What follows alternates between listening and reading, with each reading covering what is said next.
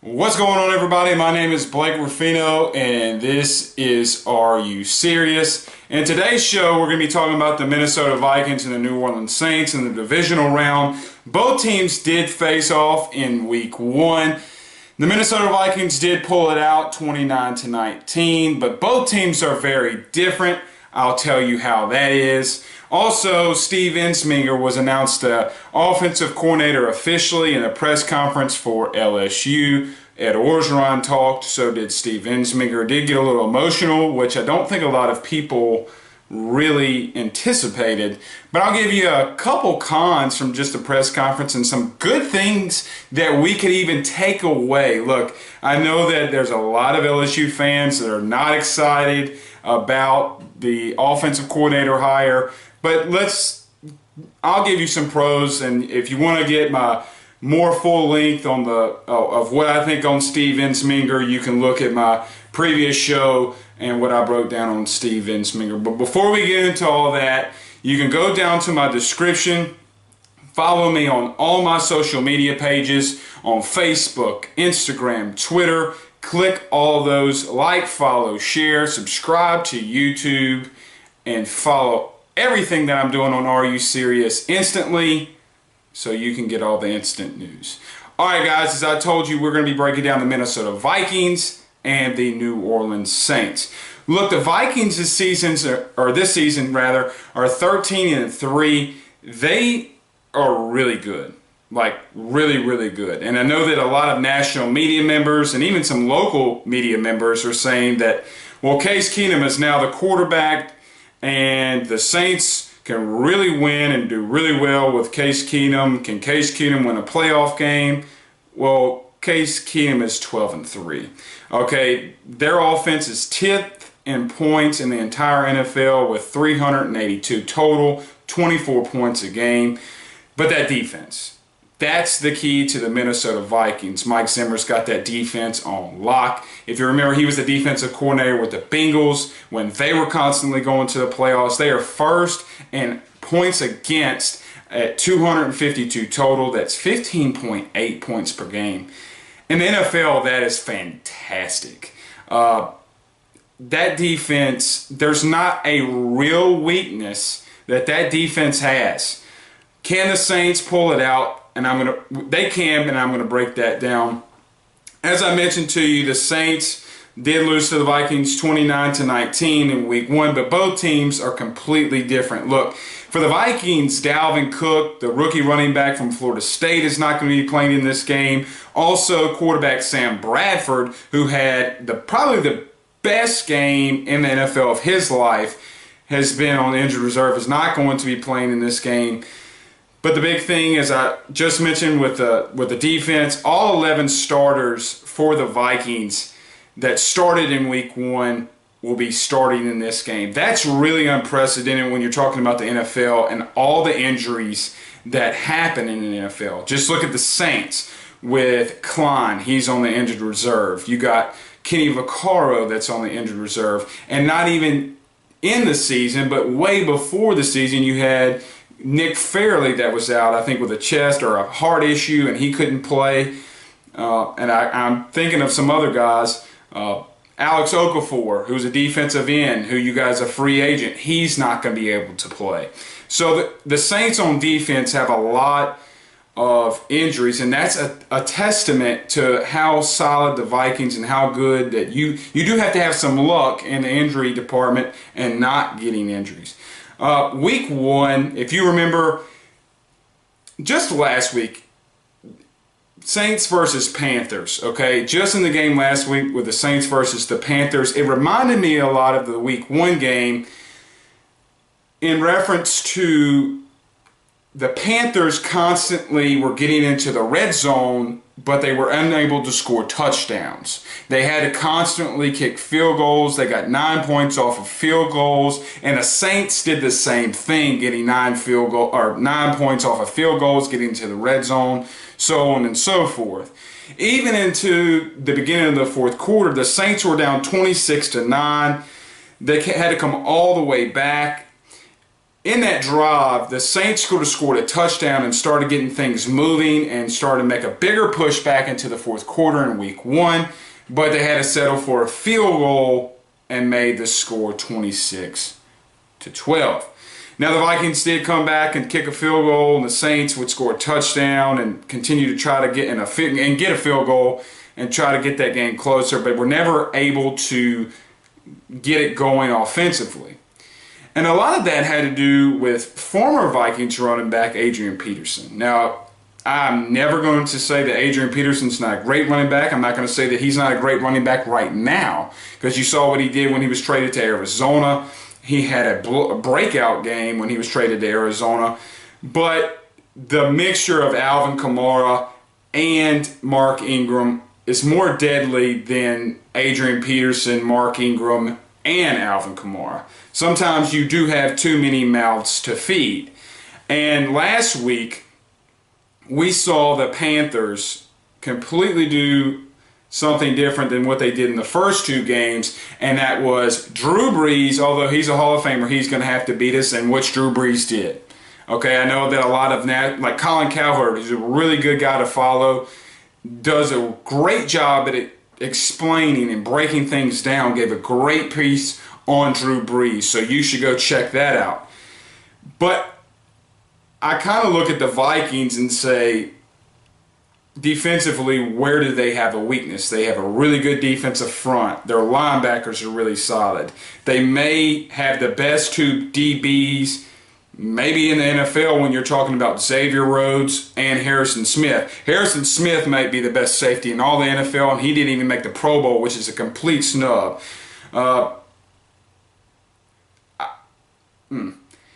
I was going to say statistically Xavier Rhodes is not up there, which he's not, but if you look at completions, people do not throw it at Xavier Rhodes. Pass breakups, interceptions. When they do throw it at Xavier Rhodes, it's either going to be a pass breakup or it's going the other way. This by far, and I try to break down the other games just to see, well, is this game going to be the best game in the NFL this weekend? And by far, it's going to be the best game and the best NFL game this weekend. But you got to give credit to the Vikings and to Case Keenum.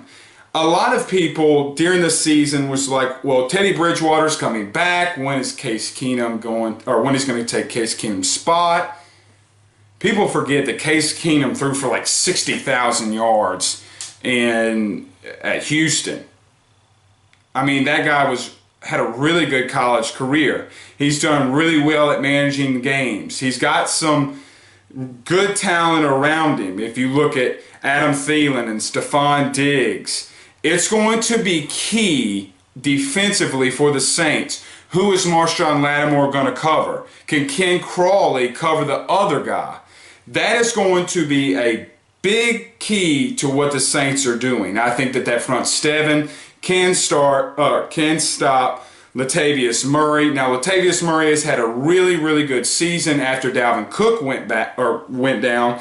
He's had 842 rush yards and 8 touchdowns. But can the Saints match up on the outside with Adam Thielen and Stephon Diggs? Now, we all will trust Marshawn Lattimore. He has done really good against Julio Jones and other elite receivers. But when you have a duo of 2 really, really good receivers, can Ken Crawley step up and hold his own against another elite receiver? That's going to yet to be determined. I believe that the Saints, if it were me, try to put, if they can, and this is going to be a big if because that defense is so good, possibly try to score as many points as you can and try to put pressure on Case Keenum. That defense is going to have to rush after Case Keenum. They're going to have to put the pressure on him, send blitzes, design blitzes, zone blitzes, free up Cam Jordan, put him back so he can get some pass breakups, put him back into coverage. And they did that in week 1. If you saw in week 1, which I broke down that film again today, of the week 1 game, they were dropping Cam Jordan back, and he had some couple pass breakups. I think it was like 3 or 4 that he had some really good pass breakups. It's going to be interesting, but it's really, really hard to beat a good team twice, and that was what all the Saints fans were worried about last week with Carolina, and there's a good chance that you could face another division rival next week in the Dome with the Atlanta Falcons. That's going to be, if that were to happen, man, the Dome will be rocking. Okay, guys, before I get into Steve Ensminger, like I told you in the beginning, you can follow all my social media pages in the description below my YouTube page and follow Are You Serious from there. Okay, the Ensminger presser today. I know that Ed Orgeron talked, and I'll get to him in just a minute.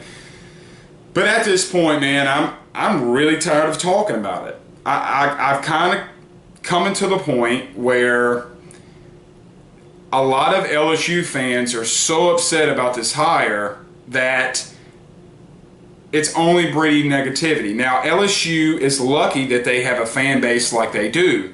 It's their biggest strength, and as you could see with the Tennessee Volunteers, it could be your biggest weakness.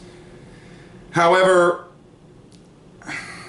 and I know I'm kind of trying to go into something here, and I'm trying to be cautious. I wanted to give you I gave you a lot more details last week, or in my last video about Steve Ensminger, which I did. But man, we got to come to the point where we have to get behind Steve Ensminger. He's your next offensive coordinator. For all you LSU fans who are sitting here saying he's going too tight, fullback, we're gonna have a pro-style quarterback, we ain't gonna develop, we ain't going to progress. The football's changed, Blake. I had one guy message me and said, the football's changed, Blake. This guy's got a whole head of white hair and he don't know how to call plays. Well, you know, in the last 10 years, Steve Ensminger technically has been your best offensive coordinator that you've had, statistically. Blake, that was only 8 games. Now, I got ripped up on about when I mentioned that Steve Ensminger faced really good defenses in Louisville, that was ranked number 14th in the nation in 2016, and Southern Miss, that was ranked 15th. Well, who did they play? Well, Louisville did play Clemson with Deshaun Watson. Oh, wait. And also, who did they play? Florida State, and they blew them out. Blew them out. But you know what they didn't, or Louisville was unable to do? Stop LSU. Last time I checked, Danny Etling had 2 passing touchdowns, moved the football very effectively. DJ Chark mentioned the same thing about, man, finally, when Coach Ensminger started calling plays, he was able to put me in a position to make plays, to where I could score touchdowns, to where I could be myself. But as I mentioned in the press conference, I'm going to give you 2 cons and a couple pros. 2 cons from the press conference is Steve Ensminger doesn't have an exact philosophy of what he exactly wants to run, the terminology. It doesn't roll off his tongue. It's not his offense like Matt Canada had a complete offense. It rolled off his tongue.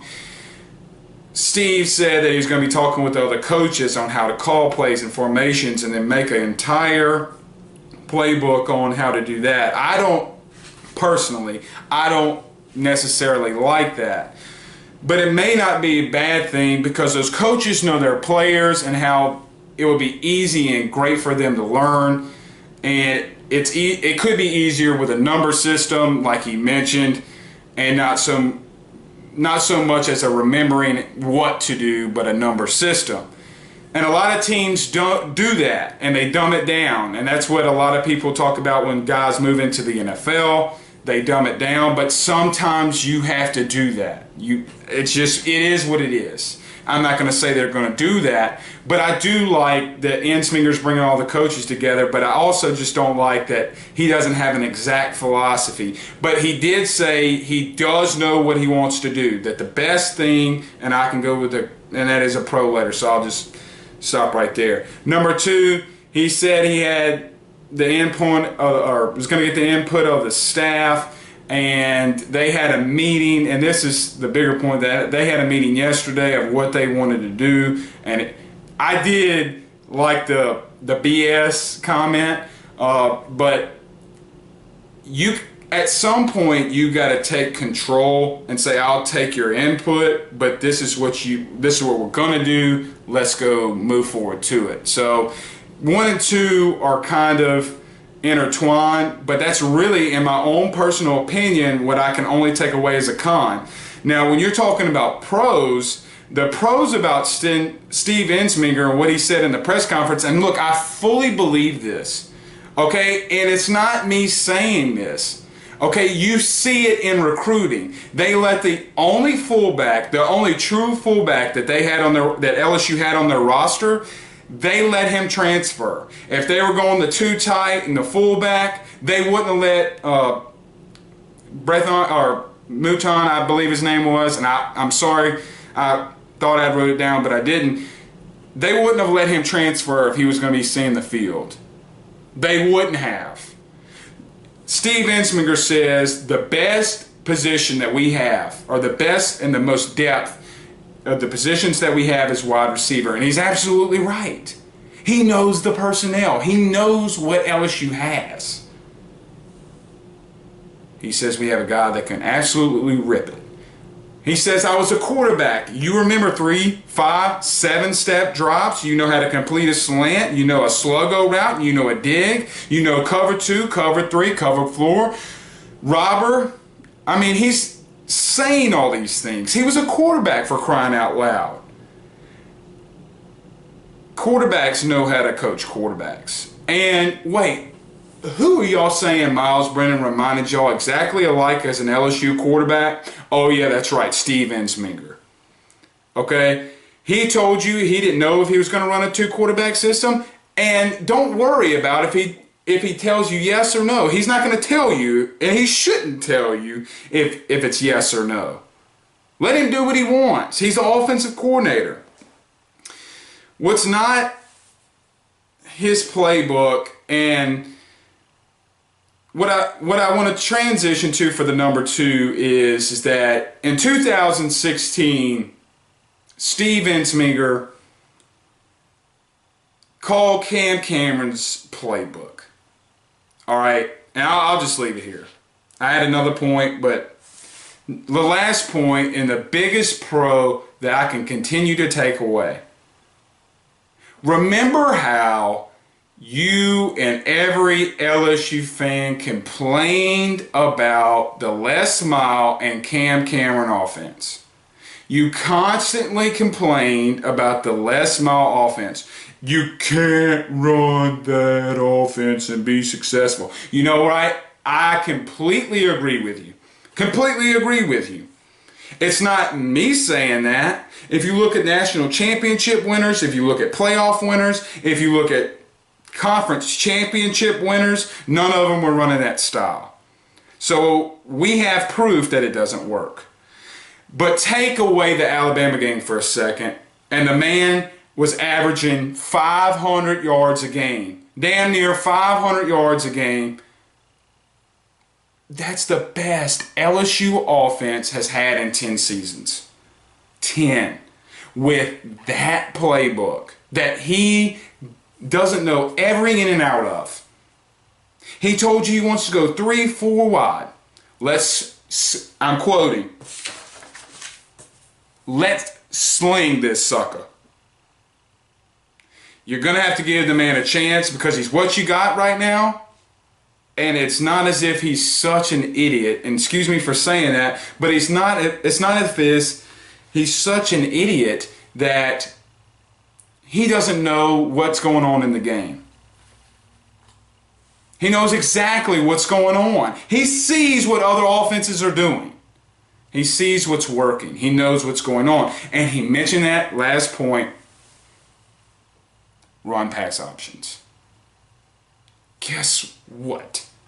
When you have an intelligent quarterback who knows what to do in a run pass option, there's a really good chance you can be successful. and put up a lot of points. This man was putting up 40 plus points. Blake was against horrible defenses. You do realize you're going to be playing those horrible defenses again, right? You're also going to be playing good defenses, and I get that. In Alabama and Florida, I do get that. But this man wants to win for LSU. He's all LSU. Alright guys, I believe this is going to be my last video for the week. I may be coming back tomorrow. I'm not sure yet. But we will see you guys soon. Y'all have a good day.